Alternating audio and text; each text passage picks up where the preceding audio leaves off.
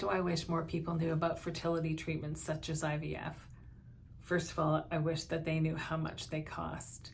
And when we're looking at things like surrogacy, then we're still looking at IVF. We are looking at egg retrieval from probably an egg donor, so that's a cost. And we then are finding a gestational surrogate to carry the fertilized eggs if there are any. But I think the other part of it is the hormonal journey that goes on. If it's IVF or RIVF, reciprocal IVF, where one person with the uterus carries the fertilized egg from another person and grows that baby to term, then in either case, eggs had to be harvested. So hormone shots are given and all kinds of different feelings come associated with that because our hormone fluctuations affect how we feel.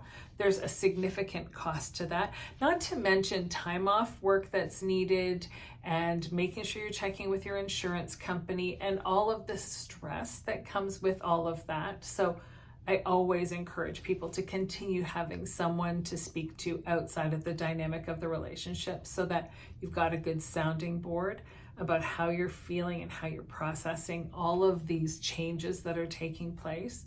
But then we get into the theater and we're having eggs retrieved. And if it's just one person having their own eggs retrieved, how many are retrieved?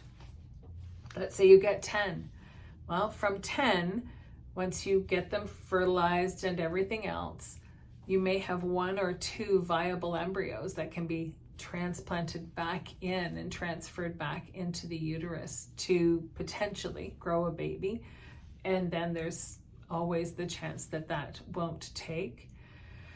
And if you happen to be 2 people with penises and sperm and you're using donor eggs, you've split the eggs, how do you feel about the fact that maybe all of your eggs fertilized, but your partner's eggs didn't for whatever reason?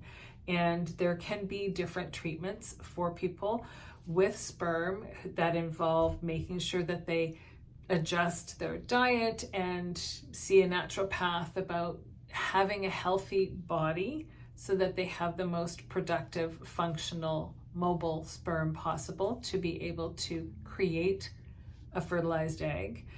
But there's so much that goes into it, and there's so much time and emotion. Once an egg is transferred into someone, whether it's a gestational carrier or it's a parent that's trying to create a family of their own with their own uterus, there's just so much time, and it's so hard to be patient through it all.